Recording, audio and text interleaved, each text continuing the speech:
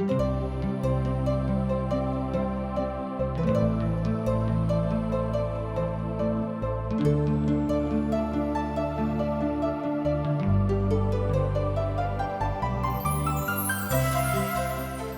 India द्वारा प्रस्तुत आशक इजोत में अहाँके स्वागत अछि।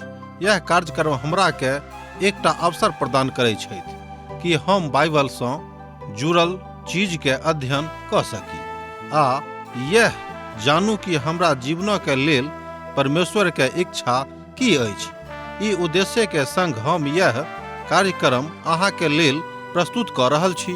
कृपया कऽ कऽ देखू आ सुनू ताकि परमेश्वर अहाँ के जीवन के मार्गदर्शक ठहरे। आशा के इजोत मैथिली कार्यक्रम में हम एक बेर और अहाँ के अभिनंदन प्रभु यीशु मसीह के मीठ आ पवित्र नाम से कह रहल छी। हमरा सब पुनः परमेश्वरक अध्ययन अर्थात परमेश्वरक वचनक अध्ययन करबाक लेल उपस्थित छी। अहाँके तऽ मालूमे अछि कि हमरा सब अखन नहमियाक पोथीक अध्ययन कऽ रहलहुँ हैं, जे पवित्र पोथी बाइबलक एकटा बड़ महत्वपूर्ण पोथी थिक। एहि विषय में सेहो अहाँ सुनि चुकलहुँ हैं। पछिला अध्यायक अध्ययन में हमरा सब देखलहुँ जे यरूशलेमक द्वार बनि गेल अछि आ देवार सेहो बनि गेल अछि, बनि कऽ तैयार भऽ गेल अछि। देवार तऽ बनि गेल छल, मुदा नगरीक अन्दर में बहुत काज एखनो बाँकी रहैक। ओ सब नगरीक अन्दरक साफ सफाई करबा में बड्ड तल्लीन छलाह, मुदा हुनक दुश्मन अर्थात नहमियाक दुश्मन एखनो नगरी के नष्ट करबाक इच्छा सँ काज कऽ रहल छलाह, अर्थात जुक्ति लगा रहल छलाह। अब हमरा सब एहि पोथी के पहिल पदक देखब। जहन शहरपनाह बनि गेल आर हम ओकर फाटकक ठाढ़ केलहुँ हैं आ द्वारपाल, लेवी और गबैया सब नियुक्त कयल गेलाह। देवारक बनलाक बाद नहमियाक द्वारक मजगूत कैलैत आर तकरा बाद नगरीक मजगूत करबाक लेल लोकक नियुक्त कऽ देलनि। यह बात हमरा लोकनि देखै छी कि नहमिया सब बातक बड़ क्रमबद्ध रूपे आ जेना प्रभुक आज्ञा छलनि ओही रूपे ओ कऽ रहल छथि, जाहिसँ परमेश्वरक नगरीक दिस केओ देखबाक इच्छा नहि कऽ सकेक, अर्थात केकरो हिम्मत नहि पड़ेक जे परमेश्वरक नगरीक दिस ताकिएक आ तकरा हमरा लोकनि कोनो तरह कष्ट वा नष्ट कऽ दिएक। द्वारपाल ई सब नियुक्त कयल गेलाह, मुदा एहिके बादो यरूशलेम नगरी में एहन किछु लोग छलाह जे नगरी के कमजोर बनेबाक इच्छा राखैत रहथिन आर एही इच्छा के कारणे अपन बातक आगाँ ओ सब बढ़ाबैत छथि।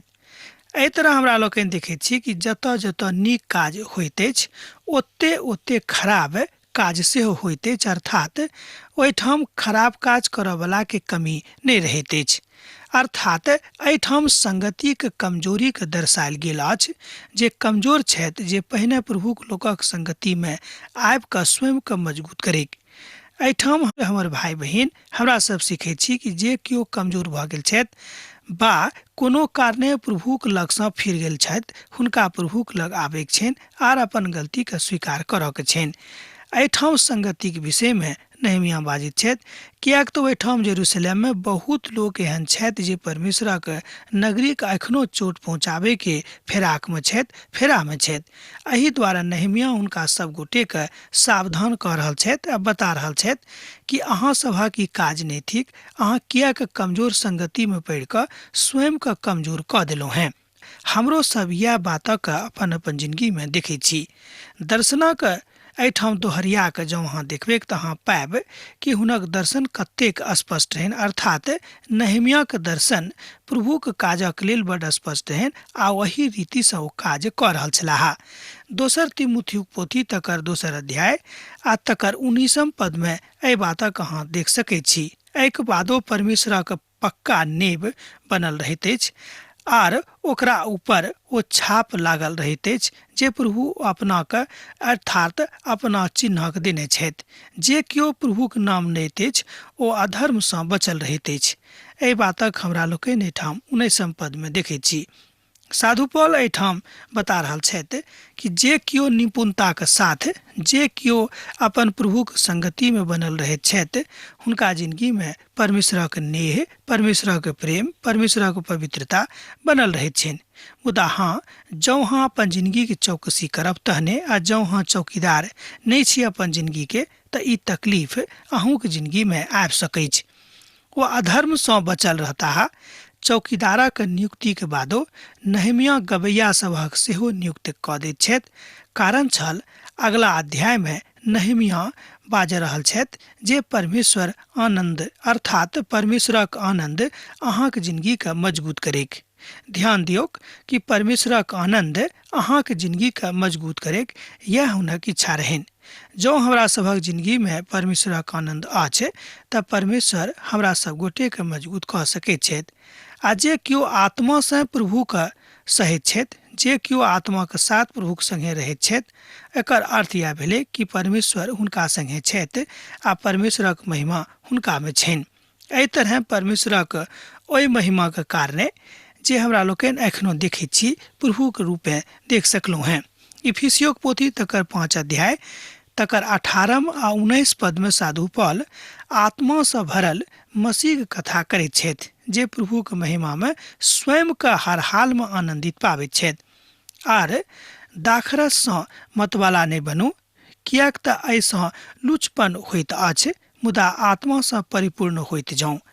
आर अपना में भजन और स्तुति गान और आत्मीय गीता के एहि तरह के गाँव बा एहि तरह के बसा लियौ जाहिसँ अहाँके सन्मुख में सैद घड़ी परमेश्वरक बात आबैत रहेक। एहिठाम हमरा लोकनि देखैत छी जँ हाँ 19 पद के आखिरी प्रभाग के देखबै तऽ पाएब कि वो कहै छथि कि प्रभु के सन्मुख गाबैत और कीर्तन करैत रहूँ।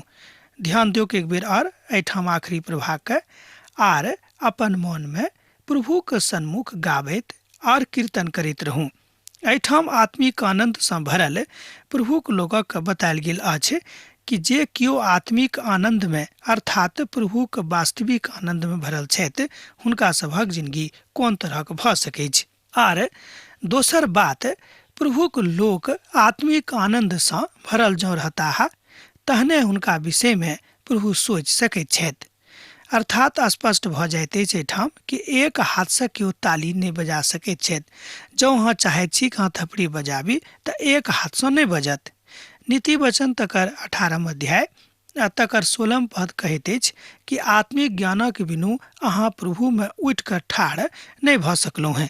ध्यान दियौक, एहिठाम जे बातक बतायल गेल अछि नीति वचन में तकर 18 अध्याय के 16 पद में कि आत्मिक ज्ञानक बिनु अहाँ प्रभु में उठि कऽ ठाढ़ नहीं भऽ सकलहुँ हैं।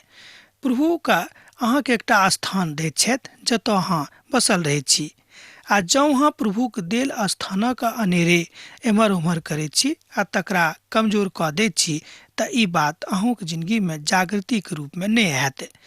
प्रभुक शरणागत रहूँ, कहियो कहियो एम्हर उम्हर जाऊँ, मुदा समस्त परिस्थिति में समस्त आनंद के साथ अपन पिता परमेश्वरक संगति में बनल रहूँ, कियाक तऽ यह प्रभुक लोका के महान बात छनि। हमर भाई बहन, जँ हाँ प्रभुक लोका के महान बातक देखै छी तहने हाँ ये बातक अपना जिंदगी में बुझि सकलहुँ हैं, बात एकरा लऽ सकलहुँ हैं। तहन हम अपन भाई हनानी और राजगढ़क हाकिम हनन्याह के यरूशलेमक अधिकारी ठहरेलहुँ हैं, कियाक तो सच्चा पुरुष और बहुत लोक से बेसी परमेश्वर से डेराबे वाला छलाह। एहि बातक एहिठाम दोसर पद में लिखै छी हमरा लोकनि 7 अध्याय के। एहिठाम हनन्याह नहमिया के सहोदर भाई नहीं छलाह, मुदा एक बादो वो हुनका ओहिठाम के हाकिम नियुक्त कऽ दैत छथि। कारण की रहे कि बहुत लोक से ओ बेसी आत्मिक रूप में बलवान मनुष्य छलाह। आजुओ के परिप्रेक्ष्य में आत्मिक रूप में बलवान मनुख के बड़ आवश्यकता थिक, कियाक तऽ आजुक दिन हमरा सभक कलीसिया में एहि तरह के लोक के कमी भऽ गेल अछि। एहिठाम हमरा लोकनि देखै छी कि अर्थ छत्रक दरबार में काज करैत रहैत एक आदमी आबि कऽ हुनका परमेश्वरक नगरी में एहिठाम एहि तरह खराब हालत कऽ दैत छनि जे हनन्याह छलाह। अर्थात हमरा लोकनि देखैत छी कि जे केओ परमेश्वरक नगरीक दिस खराब दृष्टिसँ कुदृष्टिसँ ताकैत छथि हुनका लेल हनन्याह ओहिठाम बड्ड मजगूत व्यक्ति छलाह, बड्ड मजगूत मनुख छलाह। हुनकासँ प्रभुक लेल ठाढ़ होयबाक अर्थात प्रभुक पक्षमे ठाढ़ होयबाक लेल यह वो हनन्याह छलाह जे यरूशलेमसँ आबि कऽ हुनका ओतयक परिस्थितिके जानकारी देने रहथि। हनन्याह यरूशलेमक कार्यकर्ता छलाह आ ओ एहि बातक जानकारी हुनका दैत छनि। अर्थात बहुत विधा में और बहुत अर्थ में हनन्याह बड्ड कुशल आर प्रभु परमेश्वर से बड्ड डेराबे वाला लोग छलाह। तैं नहम्याह हुनका नगरी के प्रधानक रूप में नियुक्त कऽ देलनि। अर्थात एहिठाम हमरा लोकनि देखैत छी कि जाय बातक डर हुनक प्रतिपक्षक लोकक रहनि कि हनन्याह नगरी के मुखिया बनऽ चाहैत छथि, नगरी के प्रधान बनऽ चाहैत छथि, मुदा ओ नहि बनैत छथि। ओ हनन्याह के काजक लेल नियुक्त कऽ दैत छथिन। एकर अर्थ यह भेल कि नहम्याह के मन में कोनो तरहक लोभ लालच नहीं रहनि। हुनका एकेटा लोभ रहनि कि प्रभुक देवार जे खसि गेल अछि से बनैक, एहिठाम यरूशलेमक नगरीक जे द्वार सब टूटि गेल छै से सबटाके मरम्मत भऽ जायक, से सबटा पुनः ठाढ़ भऽ जायक आ जेरूशलेम नगरी चकचक करऽ लागे। वह हुनका हृदयक इच्छा रहनि आ ई क्रम ओ सफल भऽ गेलाह। आर हम हुनकासँ कहलहुँ हैं कि जाबे धरि धाम ठाढ़ नहीं रहब हमरा ताबे धरि यरूशलेमक फाटकक नहीं खोलल जायक। आ जहन यहूरुआ पहरा दैत रहेक तहने फाटकक बंद कयल जायक। आर फेरू यरूशलेमक निवासी में से अहाँक रखवाला ठहरावल जायक जे अपन अपन पहरा अपन अपन बाड़ी के सन्मुख में दैत रहेक। एहि बातक एहिठाम अहाँ तेसर पद में देखैत छी। एहि बातक एहिठाम एहि द्वारा बतायल गेल अछि कि ओ सब कहैत रहथिन, अर्थात नहम्याह के हृदय में ई बात रहनि कि भऽ सकैत छै कि शैतान एखनो कोनो काज कऽ सकैत छथि, तैं हमरा सब गोटे के तैयार रहबाक अछि। अर्थात शैतानक ई मौका नहीं देबाक अछि कि ओ काज करे का सफल भऽ कऽ ओहिठाम से चलि जायक। किएक तऽ जँ हमरा सब जागृत अवस्था में रहब, एकर मतलब यह भेलै कि जँ हमरा सब सैद घड़ी आत्मिक रूप में जागृत रहब तऽ हमरा सभक ऊपर शैतानक डेरा नहीं होइत आर हमरा सब प्रभु से कहियो अलग सेहो आ पृथक सेहो नहीं होइब। एहि बातक बेर बेर एहिठाम नहम्याह अपन पोथी में कहैत छथि। मरकुसक रचल सुसमाचार तकर 13 अध्याय आ तकर 37 पद में प्रभु कहैत छथिन जे अपना ऊपर नियंत्रण राखू और जागल रहूं। ध्यान दियो, जे अपना ऊपर नियंत्रण राखू आर जागल रहूं। आर जे हम अहाँ से कहैत छी वह सबसँ करैत छी जे जागैत रहूं। एहिठाम बड़ स्पष्ट रूपे प्रभु यीशु मसीह अपन आज्ञा के दऽ रहल छथि कि अहाँ सब जागृत रहूं, जागैत रहूं आ जे सब बातक हम अहाँके कहक करैत छी वह सब अहाँ करैत रहूं आ जागैत रहूं। अर्थात जँ जागल नहीं रहब तहन अहाँ धोखा में पड़ि सकलहुँ हैं। एहि बातक एहिठाम नहम्याह सेहो बाजि रहल छथि कि जागल रहूं आ एम्हर उम्हर नहीं जाऊं। एहिठाम आत्मिक रूप में जागृत रहबाक विषय में बतायल गेल अछि। ई दैहिक बात वा शारीरिक कथा नहीं थिक। नगर तऽ नमहर छल मुदा ओहिमे लोग बड कम छल आर घर बनल सेहो नहीं रहेक। एहि बातक हमरा लोकनि 4 पद में देखैत छी कि नगर खूब पैघ रहेक मुदा नगर बर्बाद भऽ गेल रहेक। अर्थात अंदर में लोकक कमी भऽ गेल रहेक। अर्थात अंदरक भवन नमहर छल मुदा ओ सब ओहिठाम बड कम छलै, किएक तऽ लोकक संगति कम रहेक, ओहिठाम लोक सेहो बड कम रहैत रहेक। अब सवाल अछि जे आजुक दिन में अहाँ कनेक परमेश्वरक काजक जानि सकलहुँ हैं, कोना के बातक कऽ सकलहुँ हैं। दूटा प्रश्न भेल कि आजुक दिन में की अहाँ ए काजक कऽ सकैत छी, कि आजुक दिन में अहाँ परमेश्वरक ए बातक बुझि सकैत छी वा दोसरा के बुझा सकैत छी। तहन परमेश्वरक वचन कहैत अछि कि आजुक दिन में प्रार्थना के साथ जँ अहाँ कोनो काज परमेश्वरक लेल अर्थात परमेश्वरक राजाक बढ़ोतरी के लेल करैत छी तऽ जेना प्रभु नहम्याह के मदद केने छलाह ओही तरह आजुओ के परिप्रेक्ष्य में ओ अहाँक मदद करताह। आ एही अध्याय के बचल बातक वंशावली के इतिहासक बखान सेहो करैत अछि। अर्थात एहि के बाद जतेक बात एहि अध्याय में बचि जाइत अछि से वंशावली के विषय में कथा करैत अछि। तकरा अहाँ एहिठाम 7 पद में देख सकलहुँ हैं। कि ओजरुबाबेल, यीशु, नहमिया, अजरियाह, रमायाह, नहमी और मर्दकै, बिलासाम, निस्परेत, बिम्बे, नहूम और बानाक संग अयलाह। ई वह वंशावली अछि जकरा हमरा सब एजरा के पोथी में पाबै छी आ पढ़ै छी। मुदा एके वंशावली के बेर बेर कियाक बतायल गेल अछि? ऐसा परमेश्वरक की उद्देश्य छनि? परमेश्वर एहिठाम एही उद्देश्य से एके वंशावली के दोसर बेर पुनः बायना कहियो बेर बेर बताबैत छथि जाहिसँ हमरा लोकनि सावधान रही आ परमेश्वरक आज्ञा जे अछि तकरा मानय में पाछा नहीं हटी। आज जँ हमरा सभक फायदा अछि, कारण अछि प्रभु चाहैत छथि जे हुनक लोकक पवित्रता बनल रहै। ध्यान दियौ, प्रभु चाहैत छथि कि हुनक लोकक पवित्रता अर्थात परमेश्वरक लोकक पवित्रता बनल रहै। जँ हमरा सभक जिंदगी में प्रभु यीशु मसीह के पवित्रता बनल रहत, जँ हमरा सभक जिंदगी में परमेश्वरक पवित्रता बनल रहत तऽ हमरा सब बड़ स्पष्टता के साथ प्रभु के सन्मुख में ठाढ़ भऽ सकैत छी आ संसारो के सन्मुख में सेहो ठाढ़ भऽ सकलहुँ हैं। एही ठाम एही अध्याय में एहि बातक बतायल गेल अछि।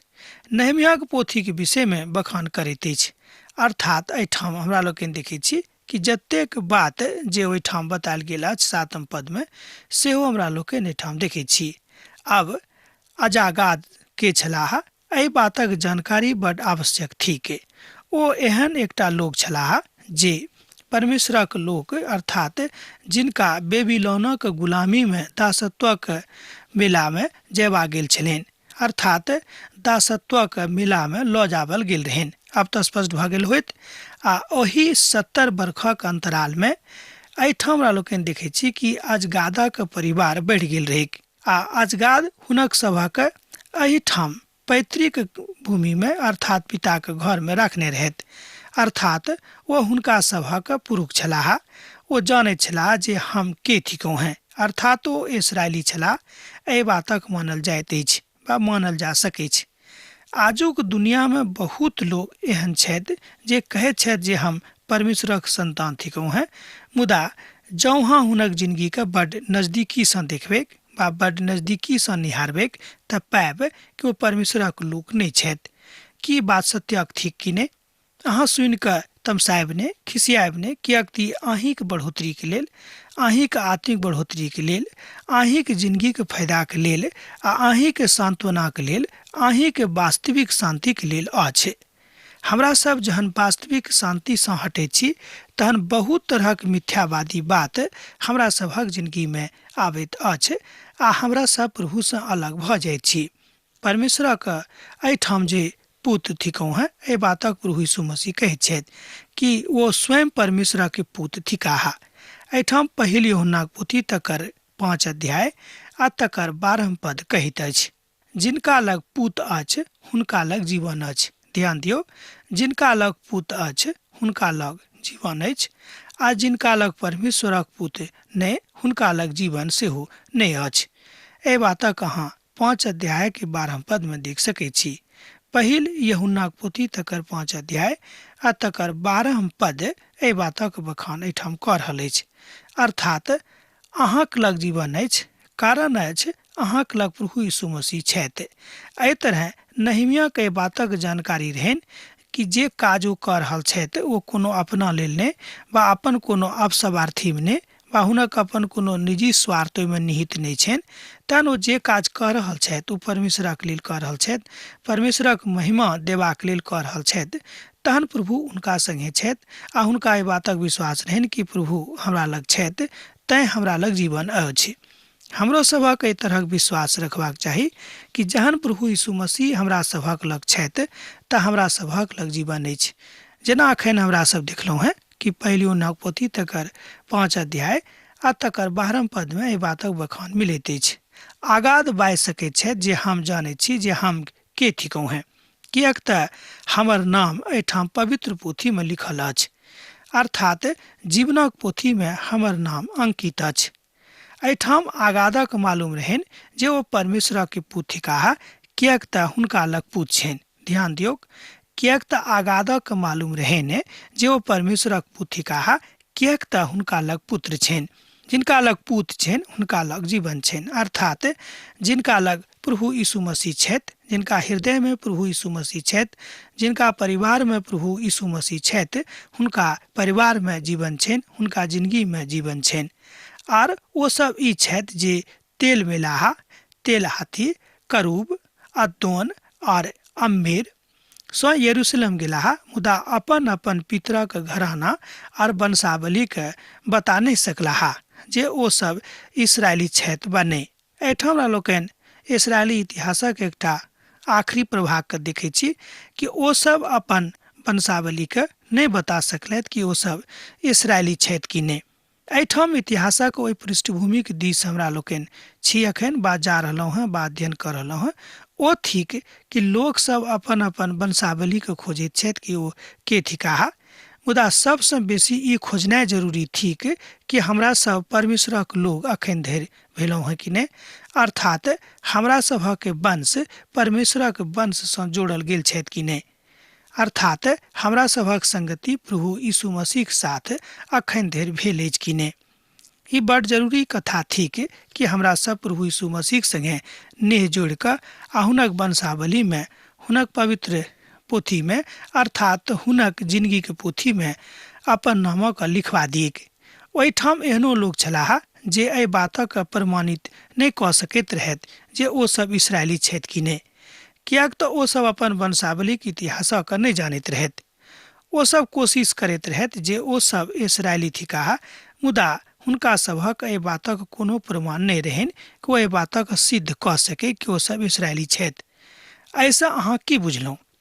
हम तऽ ऐसे इएह बुझैत छी कि परमेश्वरक लोक ओ कहै छलाह स्वयं के, मुदा एहि बातक कोनो प्रमाण ओ सब नहीं दऽ सकैत रहथि कि हम परमेश्वरक लोक थिकहुँ हैं। हमर भाई बहिन, एकर मतलब यह भेलै कि हुनका सभक विश्वास कच्चा रहनि, अखन धरि हुनका सभक विश्वास पक्का नहीं भेल रहनि।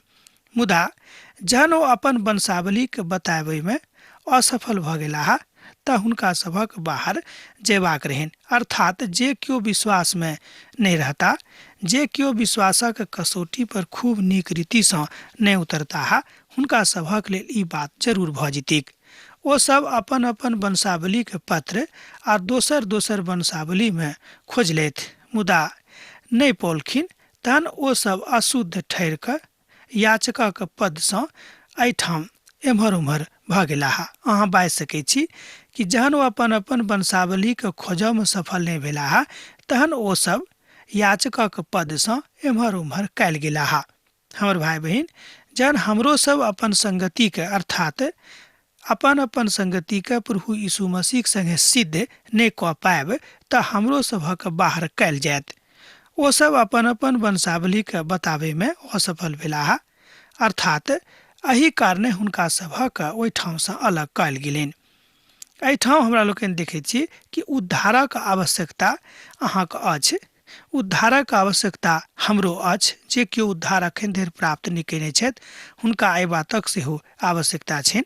एहिठाम हमरा लोकनि देखैत छी कि जे केओ उद्धार प्राप्त नहीं कयने छथि, हुनका उद्धारक आवश्यकता छनि। हुनका स्वयं के प्रभु यीशु मसीह के साथ जोड़बाक आवश्यकता छनि, कियाक तऽ जाबे धरि अहाँ अपन वंशानुक्रमण में प्रभु यीशु मसीह के दिस नहीं देखैत छी, ताबे धरि अहाँ उद्धारक बाट दऽ कऽ अपन जिंदगी के आगाँ नहीं लऽ जा सकैत छी।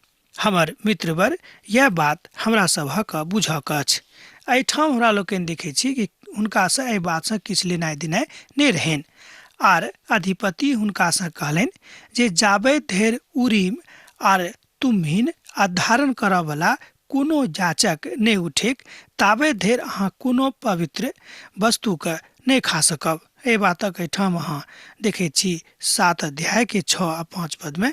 ओहि काल में तुम्हीन और उरीम, अर्थात ई दूनो पदार्थक माध्यम सँ जाचक सब पुनः एहि बातक इच्छा जाने के इच्छा प्रयास करैत छथि कि ओ सब बा अपन परमेश्वर के अखन धरि चिन्है छथि कि नहीं।